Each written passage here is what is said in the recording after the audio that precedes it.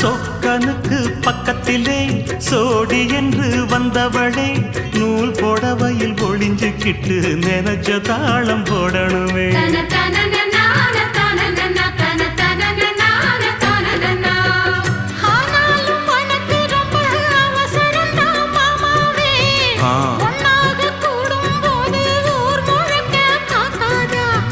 பார்த்தாலும் தவறு இல்ல பனியுறங்கும் ரோசாவே உன்னால சொத்த வச்ச மூக்குலதான் வைக்காதா.